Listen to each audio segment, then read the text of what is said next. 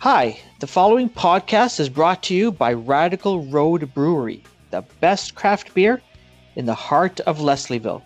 Find them at 1177 Queen Street East. That's Radical Road Brewery. My name is Renee Couture. I play the drums. I guess I'm Johnny Fox, guitar vocals. And I'm Brendan. I play bass. And welcome to the music.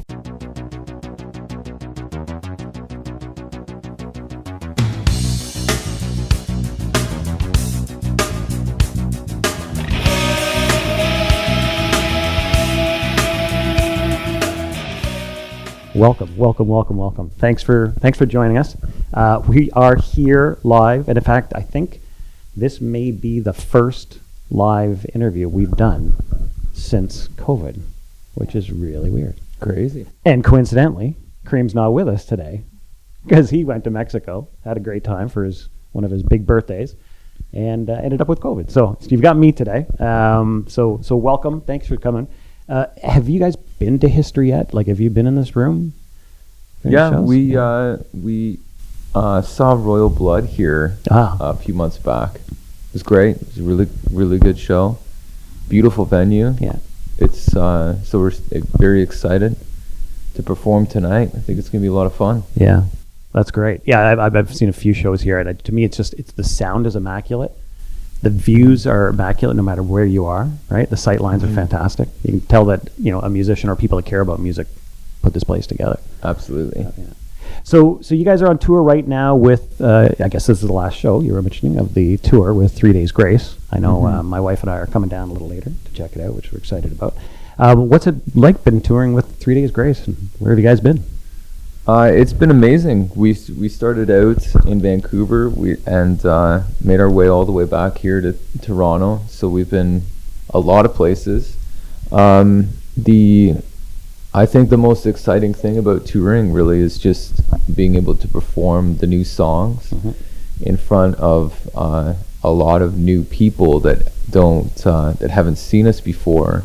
So that for us, this with their released Shockwave, our brand new album, this has been like a really cool way to experience the new material live in a big way, because the audiences and the venues are so big. Yeah. So it's really nice seeing the way the new songs are going over live. And it's really exciting to play the new material because we've been, in the studio and just itching to get this stuff out.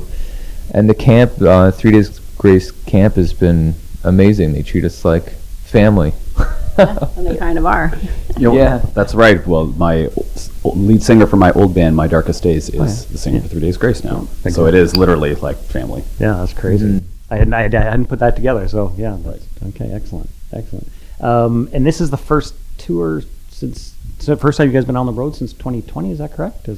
We did a couple of short things through the U.S., but this is the first kind of full-length tour. So we did like very small stints and whatnot, just to kind of like dip our toes back into the water, so to speak. Yeah. And so yeah, this is the first one, really. That's great. And you guys you've been across Canada? Is that what the... Yeah, well, this tour is across Canada, but the other stuff was through the U.S. Yeah. And yeah, actually a couple of dates in Ontario. And the summer, the little jaunt out to Alberta. Oh yeah, we did like one-off. And then Thunder Bay. And a few U.S. Which is basically going out to Alberta when you drive in the Thunder Bay. Yeah. It's a straight shot up from Montana. So. Yeah, we went through the U.S., played a couple dates down there. So excellent, excellent. You mentioned the new album or your latest release, Shockwave. Yeah, I read that you mentioned it was probably one of the most personal albums that of the 3 albums I think that you've done. Is it 3 albums? This will be our second full length. We did a EP and then our first full length under our label, which was Badlands. This is the second one. Yeah, it is the most. I feel like it's the most personal. Like we spent a lot more time figuring it, like just really wanting to figure out what we wanted to do this time around, because I feel like, with an EP, when we first put that out, six songs, and so it's just kind of a short introduction to what we're all about. And then our first full length, we did, it was kind of an extension of the EP, but just mixed differently. We wanted it to be sort of like a throwback feel with like new sonic sort of mixing techniques.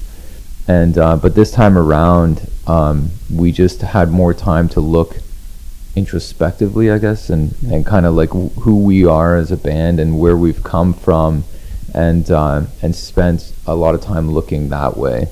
So we pulled a lot of the material was pulled out of some of the experiences that we've had over the years as a band, and as for Johnny and I as a couple. Character. Yeah. And so yeah, it's a lot of it's like personal sort of story stuff that came through our experiences through like living in this sort of crazy rock and roll world, and as far as like it being more edgy and like more big and powerful on the heavier side, it was a lot of that was derived from the places that we grew up listening to music. So for Renee, called The Office, and a lot of like hardcore bands and stuff came through there. But the first time I think we hung out, we saw Bionic, which was this hardcore band from Montreal, and then for me in Oshawa it was The Dungeon. So we just wanted to make something that had a little more punch, a little more edge to it, and that really spoke to us and like our roots and stuff. And so this is much more of a personal album for sure. And was it recorded over or during COVID, or was it recorded before? Like, and then what impact did that have on the process, or wasn't it? It was recorded during. We actually had a different plan to record pre-COVID, and when everything hit, we changed everything up. Like we had like all these other songs written and stuff like that, but we just looked at it as like an opportunity to spend more time on it, and then just try to write from scratch, and like I said, use that time to really focus in on who we are, where we've come from, and that being really important. So it was during COVID when we wrote it, and we also had more opportunity to look at different studios and different producer, which was Neil Sanderson from 3 Days Grace. Talk about family on the road with the producer of the album. Exactly. Yeah. So and he, like, we had hung out in the past quite a bit, so because we lived so close to each other, when everything went down in the beginning, like the first couple months, we were hanging out and just like working on songs and being creative and stuff, and then that just sort of flourished into something greater, where we just brought him, like, asked if he wanted to be on board to produce it. And whatnot. So it was it was a COVID album. And it's funny, as we're talking to people, there's talking to other artists and musicians, it's interesting hearing the stories of what has come out of COVID. And some people just couldn't play or couldn't write, and then some people really found the opportunity to create. So it's interesting as we're talking to people. I think for us, it's like the creative process is really nice. It's like an escape, but it's like in a really positive way, because it's like I think the thing that we juggle with the most is time, like having enough time to put some more into the creative process. And because we had this time, we really used it as we wanted to put something extremely special together for people, but also we didn't want to talk about COVID, because it's like everybody's heard that shit to death. So it's like, let's not talk about that, because it's like everybody's just tired of it. And we didn't want this to be an album that just spoke about that. We wanted it to be something that could we wanted it to be really great and have really great songs that people will celebrate and enjoy, and because for us, like, being a fan first, that's what I would want from one of some of our favorite artists. So I think we looked at it that way. Yeah. I hope it worked. People seem to be liking it, so that's great. That's great. So it's funny you mentioned about the Dirty Schwa. I grew up in Whitby myself, so spent a lot of time, lived in numerous houses and apartments throughout Oshawa. I actually had Will McGurk, who I have known since we were kids. And one of the things that he mentioned, first of all, he wants to say hello. He wanted to say hello. Cool. Then the other thing was he mentioned that, you guys are huge supporters of local businesses and just supporting the community. Can you talk about that? Yeah, I mean, I guess we're huge supporters. He says you are. Yeah. Well, we like to eat, and we like to go to the local clubs. So I mean, we're always in the scene and supporting everything going on. You're always pumping like another Spin Records and like the local record shop, right? So and that was a random thing too, because we lived in this condo building downtown, and one of the other people in the condo building was a huge fan of music, and every time we bumped into each other in the elevator, he's like, I've always wanted to open a record shop. And then there was just one day where we're walking down the street, like, oh, there's a new record shop down here. We popped our heads in, and it's him, and he did it, and he opened up the record shop. So it was like, it's just one more thing to be supportive of friends and family who, took COVID as an adventure to start something that they've been passionate about and maybe held back on, and now it's like, just go for it, right? So, we have a lot. I mean, we've made a lot of friends with a lot of businesses downtown, and we always want them to thrive. So sent a couple new patrons down to the Atria. The Atria. We sent the Warnings crew down to the Atria. I think it's supportive wise. It's nice to, like, when we see other bands or people trying to be creative, we try to support the creative places, the venues and all that sort of stuff, and just to kind of like, at least for some of the locals who are looking for a creative outlet, being like, this is, if you start in these little outlets, like, that grows, and then potentially you could be touring internationally or whatever it is, right? And I think that is important for sure. And you guys, I think you stopped in Oshawa on this tour with 3 Days Grace. GM, is it GM Center? Is that what it's called? That's another one. We were just talking about this earlier. Tribute Community Center. Tribute Community Center, right? So that's where you played? Yeah, at the GM Center. Yeah. So how was that as far as like a homecoming? Like, was that? It was cool. Yeah. We did. We shot a video that night. We had Jesse from Eagles of Death Metal fly in from LA. Okay. And Barry Stock from 3 Days Grace joined us on stage, and we shot a video for our brand new single, Motherload, which features the Eagles of Death Metal. I was gonna say. So it was cool. Like, it was a really fun experience. It was like a Tuesday night. I think it was Tuesday, which is like, you never know what you're gonna get through the week sometimes. But it was nice. That's great. And it's a great segue into one of my questions. What was it like working with the guys from Eagles of Death Metal? Like, was that, because we recorded, did you work on one song with them, or did you do multiple? Yeah, we did the single Motherload. Yeah. We had written, and it just kind of reminded us of the time that we spent in LA, like hanging out with Jesse and Eagles of Death Metal. Like, it was like, for us, a lot of the music is coming from personal experiences. So when we had that song finished, we talked to Jesse and just like, this, and sent him the music, and he was just, they were so into it. So I think that it's always exciting for like bands like us who grew up listening to like Queens of the Stone Age and Eagles of Death Metal and like Caius, stuff that's just from that area, and then being like being able to collaborate with them is just like, it's like these little rewards that you get for working really hard on the craft.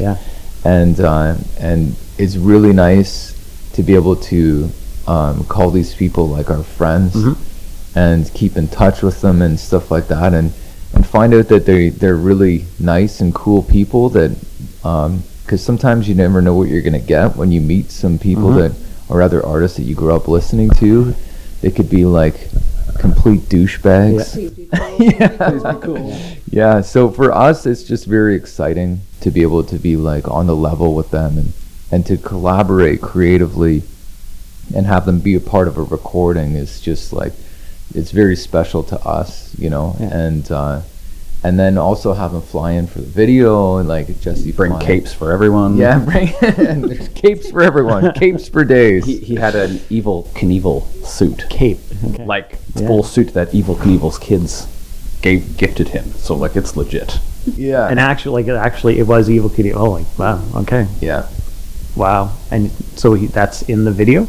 Yeah. The suit isn't. The suit was. He had a lot. He had a lot of options. For Okay. Yeah. He wanted to be a little more. He wanted a little more movement. The suit's a little tight, I think. Okay, excellent. So one of the questions, somebody else that we mutually know, I was chatting with, was Chuck Daly from the Salads. I've known Chuck, again, we were talking about London back in the Zool's Evil Disco, and the Salads playing together at Call the Office, which I mentioned earlier. So Chuck played with you previously, as I understand, on the road.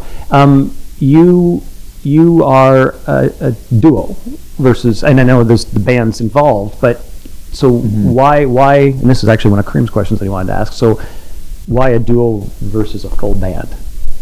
Well, I think in the beginning stages for us, like when Renee and I started to just jam together and create music, we didn't care about the way that other bands did things. We just did things our way. Okay. Like for me on the guitar, it was like an acoustic through a Marshall stack, and like it was just like, and you know, Johnny was okay with that, so we didn't. It was just, it's an exciting thing. It's, I think, being creative and just running with things and letting your creative juices flow, so to speak. They you don't really think about, at least for us, we didn't really think about or care about what other bands were doing so much. We just wanted to do what we liked to do. And for us, it was just we were always ready to jam, always ready to like pick up our instruments and play, and that just, it always seemed to keep us progressing instead of slowing things down. And so we just developed as a two-piece that way. And then over time, like we started to develop a fan base, started to do more recordings, more touring and all that stuff, and then we signed the record deal. And I think this time around with this album is that I guess for us, like at the time we were doing the duo thing, there wasn't as many duos too, and it just, like now these days, it's just like there's so many, it just doesn't feel as unique. So we're like going against the grain and being like, we're no longer a duo, like we're a trio. But it was about the songs, of course, too. Like, of course. We didn't just like, we have to get out of this duo situation. What can we add? Yeah. I wonder what it is in rock and roll that. But it really does come down to the songs, I think, and then just the time that we had to explore the option of adding bass. And I think that and when we were looking at the album and the creation of Shockwave and looking at our roots and stuff like that, then we started to really dive in, like if it's going to be heavier, it's going to be this, like, and all that music that we grew up with and we're absorbing that low end, that bass had its own voice and had its own lines, and we really, that was important to us for the songs, and the songs were like begging for it. So we decided to take that step. Yeah, and COVID brought on that opportunity too, right? Because we're all online, and I just saw Chuck post, just doing a little bass lick, and he's just like, free to jam or something. And I was like, what about Chuck? Like, because the songs were already written at that point, and we didn't have any. I think maybe we had some root note stuff down just to kind of fill in the low end. And when we brought him in, it was the same thing. We didn't want to limit his creativeness, right? So we know his style, so we let him just go free on it. And we're like, just kind of do what you do. And we kind of want to see, and we did this with a few other bass players before we went into the studio, and he just stood out the most and was doing some really creative stuff. And he did come out on the road with us for a little bit, but it wasn't working out. So I think B did an amazing job stepping in and even adding his own little flair in there too. And it all kind of worked out. So now we're a trio. Yeah, that's great. What's nice too is like when we bring the older songs back into play, the stuff that doesn't have the bass lines, B's contribution to that is incredible. So now like all the older material have this massive new rebirth to them and stuff, which is really exciting for the live show. That's great. And keeping Chuck did an amazing job on the album. I love his bass lines on it, so it's like a pleasure to learn them. And I try to do them I learn them really accurately. I got soloed bass, so I can really hear what's going on because there's some nutty stuff going on. You'll hear some of it live. It's it's quite something actually. So that's great. Chuckism, isn't that what we're calling it? Chuckism. Chuckism. Bo Bucky. That was Chucky Bo Bucky. I think he liked that. That's why he left. That's why he left. Everything was good until that nickname. He's like, what the fuck did he call me? Yeah.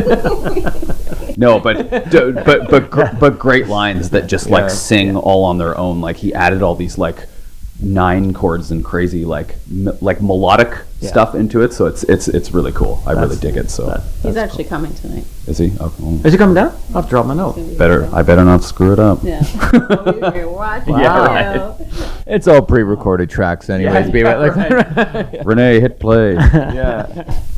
Just bounce around like a couple buffoons. It's just the bass is just a necklace. Just wearing it. So one of the questions that we like to ask is we have a segment called Lost Venues, and it's about venues that are no longer with us anymore. I mean, thankfully we have History, which is relatively new to the city, which is an amazing venue, as we were discussing earlier. But do you each have a venue that you can talk about that's no longer with us, and it could be a good story, it could be a funny story, it could be a shitty story? I'd love to hear. Yeah, I know. There are so many. Well, for me, born and raised in London, so Call the Office closing was a huge blow to me and the city, really. But once I knew it was up for sale, I knew that heart and that passion might not be there like it was. So, yeah, that was a hard one. We actually drove past it at our show in London, and we're like, still standing. But, sure it'll be a parking lot by next year, which is or a bummer. Condo. That was a big loss. Yeah. Cherry Cola's is gone now too, right? Cherry Cola's, and right around the corner, honestly, for me, when My Darkest Days was getting started, the Reverb Cathedral, Holy Joe's, that was a huge blow for me. When that happened, it turned into CB. It's like a furniture store. Yeah. To me, it was like, oh my God, Empire Records happened. Like instead of selling toilets, like they were going to make the record store in Empire, it's like they literally started selling furniture. The first time I saw it, I was like, oh come on. Even though, let's be honest, the cathedral is not the nicest clean venue you can imagine, but still. Call the Office was pristine. But it was such when I first moved to Toronto in the early 2000s, it was such to me it was like an institution. You'd go by and there would always be bands there. You could always go in and see bands in multiple different rooms and everything. So when it went, it was kind of a blow. I was like, oh, that hurt. Yeah. And then I guess the Dungeon for Johnny, but it's being revitalized. So. Yeah. You mean Renee? Sorry, You're confused there for a minute. Yeah, the dungeon. The dungeon. Yeah, I used to go there all the time when I was a kid. I actually used to help the sound guy when I was really young because I just wanted to be around shows. It'd be just volunteering my time, and but it was I don't know. Like, it's like, as much as like that place, there's no way it could have survived. It was just, it was so, like, the place would just get trashed by the end of the night. It was always trashed. You'd go into the other rooms that were like rehearsal spaces, and there was just like, people would just destroy it. Even the stage, I remember there was this carpet and like a big X, and they're like, just watch when you step on the X, because the floor was broken under it, so you could step on the carpet and not really go through, but it was like a little, don't roll your amp over that part. yeah. That was like the Embassy in London too. Yeah. Yeah. What's another one? Sorry, I have one more. Yeah. Norma Jeans in London. Norma's. That's nice. That has a special place in my heart. That was another MDD. Like, we used to do the 401, and Norma Jeans was always, you'd come in, on a Friday afternoon, there'd be a do-it-yourself nacho station after you load in. Just classics like that. That kind of hurts that it's gone. I feel like E. coli and Crush never left the marquee. No. And Lucas Rossi. C-Spot Run. Today's Grace. C-Spot Run. C-Spot Run. Semisonic. Wow. Those are great places. Again, Call the Office was a big hit for me, for sure. Spent a lot of time there. I wonder who got like all of those, because on the inside was every calendar of every show, right? That's right. Who's holding? Probably Tony Lima. I bet he has all of it. Huh. I was thinking, but the actual sign of the venue is still out front. I'm like, that's got to go in some sort of hall. Yeah, like someone needs to get that down before it's destroyed. All right, guys, let's get it. Empty the trailer out tonight. Let's go get it. Let's go back for it. There's the goal. So, wrapping up the tour here at History. What's next? What's next for you guys? Shiprocked. Yes. Yeah. The big cruise. So I think that when's the date for that? January 22nd, I think. So it's a little ways away. It's just like this big crazy rock and roll cruise. Okay. That we like. It's just a ton of bands, mostly American rock bands, and it's like a party for how many days? 10 days, something like that. Great. It's a bunch of stops in the Caribbean, different islands. Oh yeah. Yeah. It'd be good. It's great. Yeah, but for us, it's just because we just sort of released our brand new album. It's going to be a lot of touring it, like bringing it to life, as many places as possible. We're getting some traction, more international traction with this release in the beginning stages. So, hopefully we'll see a lot more touring in Europe and the UK and whatnot. And for us, it'll probably be life on the road for a little while. Yeah. Excellent. One of the questions I'd like to ask, just to get an idea of what you guys are listening to. What's in your ears lately? What have you been listening to that people should be checking out? Today was Boy George all the way here. Boy George all the way. Yeah. Yep. All right. Yep. The new Royal Blood album Yes. is our pre-show ritual. Okay. Johnny breaks out the Bluetooth speaker. We put it on. We drink a Monster. Like that's literally every day. Yeah. Listen to some Muse. Torch. I mean, we listened to hours and hours. Yeah, of we just Torch. drove through Northern Ontario, Winnipeg. So Johnny thought it was a great opportunity to go through the entire Torch catalog, and that's basically what you need. Is a drive from Winnipeg to Laval, and you can get through Torch. Yeah. Torch was a big one. Excellent. So, if people want to find out more about what you're up to, upcoming shows, where can they go check you guys out? Backing track ever.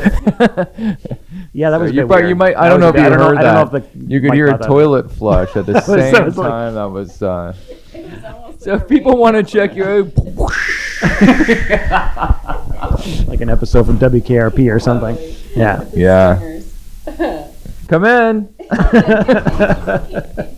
Is it locked? We're back. Our website. Yep. And our social media pages as well. Andy. Oh, hey, Andy. Come on in, Andy. That's our sound guy.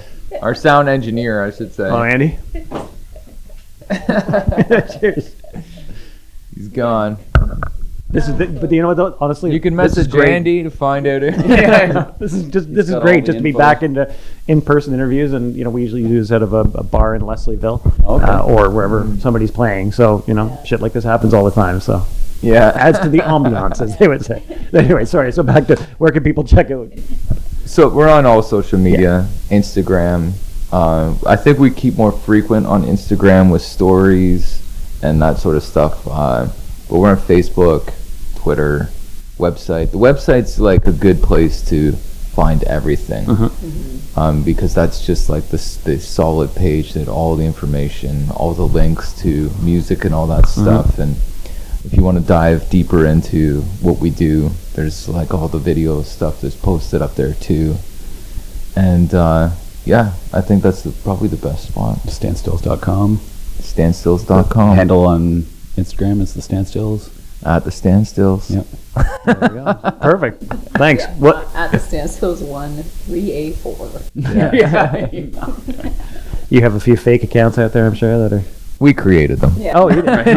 No, we didn't. No. Control yourselves. Perfect. Yeah. That's awesome. Well, thanks for your time. I know you guys are heading to sound check. I'm really excited to come back later tonight and see you guys live and see 3 Days Grace again. So appreciate your time. Yeah, Thank you. That's great. Yeah, thank you. Thanks.